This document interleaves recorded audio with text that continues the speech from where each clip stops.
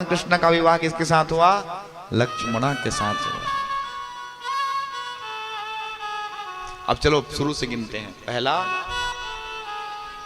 दूसरा, तीसरा, चौथा, हाँ ठीक, पांचवा मित्र वृंदा, पांचवा मित्र वृंदा, छठवा सत्या, सातवां भद्रा और आठवां लक्ष्मणा। बहुत सुंदर, एक बार जोरदार ताली बजाओ इनके लिए। क्या बात, बहुत सुंदर कथा सुन रहे हैं। हाँ,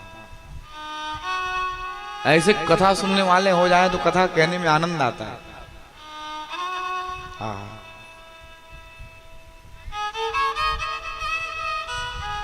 अब यहां पर मुख्य भगवान कृष्ण की 8 पटरानियां हैं।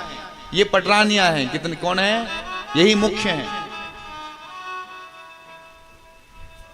इनको अष्टपटरानियां कहा गया है। भगवान कृष्ण का लिखने का विषय।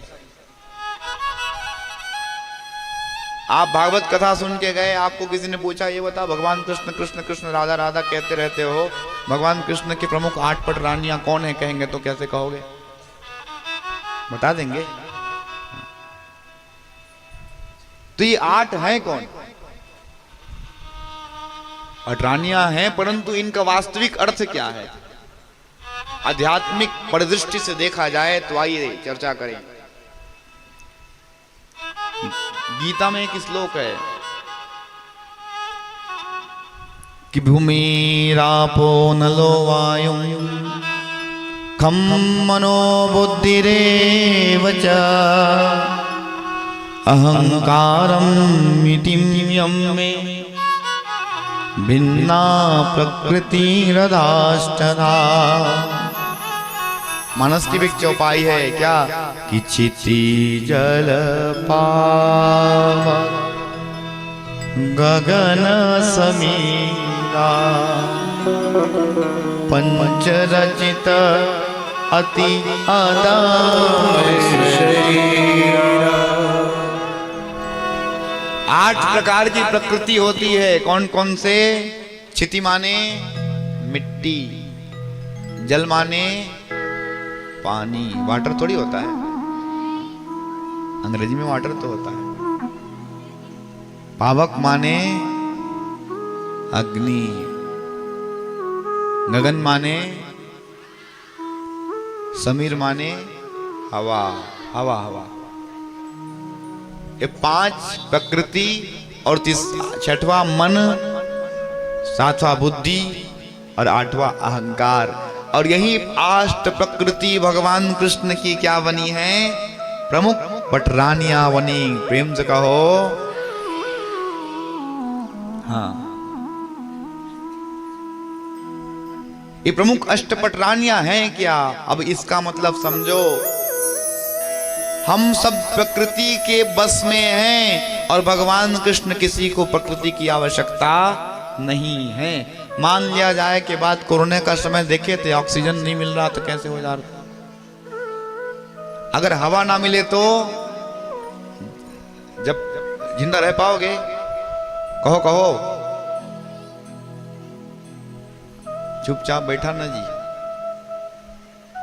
हाँ, अगर हवा ना मिले तो जी पाओगे? और अगर अगर अगर पानी ना मिले तो? इसलिए एक निवेदन करूं मेरे प्यारे, हम सब है ना, एक समय था महाराज जब व्यक्ति पानी को बेचने का आरंभ किए तो हंसना आरंभ कर दिए। अब तो हवा भी बिकना आरंभ हो गया है। कोरोना के समय सब जानते हैं ऑक्सीजन की कैसी समस्या हो गई थी। ये दिन दूर नहीं है।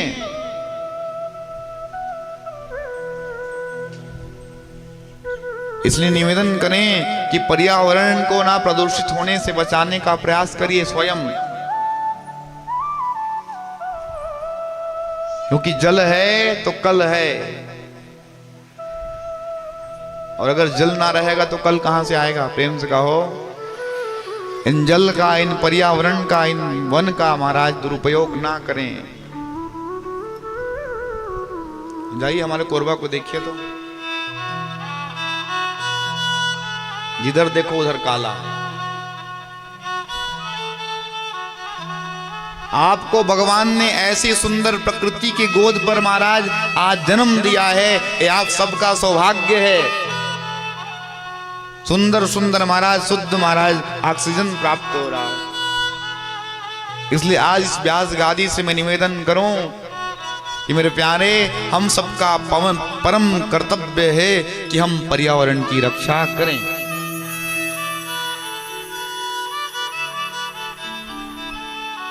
हाँ जी, दुरुपयोग ना करिएगा, वृक्षों को काटा ना जाए, बल्कि आज इस कथा के माध्यम से कौन कौन अपने घर में एक एक वृक्ष लगाएगा बताओ। एक एक वृक्ष जाकर के लगाइए। मैं निवेदन करूंगा महाराज, इससे हमारे पूरे के पूरे समाज का कल्याण होगा। राधे राधे कह दो। पक्का वाला बात है कि डुप्लीकेट वाला हाथ उठाए हो, तब तो फिर बड़ी अच्छी बात है। एक बार पुनः अपने लिए ताली बजाइए, बड़े अच्छे लोग हैं।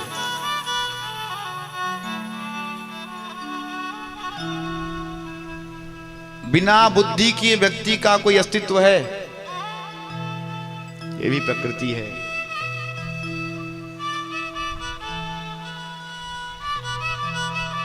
मन बुद्धि अहंकार ये प्रकृति है। अब यहां कथा में बैठे हैं और आपका मन घर में है, तो आपके कथा का कोई तात्पर्य होगा?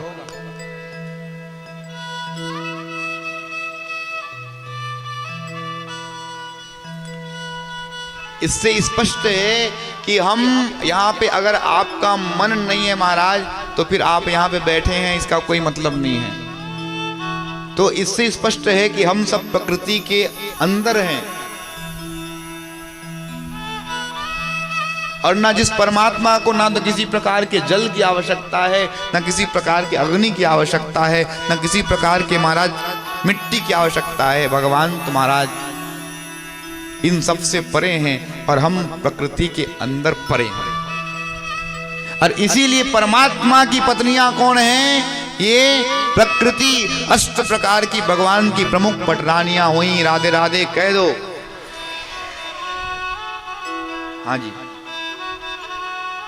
ये बहुत महत्वपूर्ण है। भगवान की मुख्य यही पटरानियां हैं 8, जिनका हमने अभी कथा सुना है।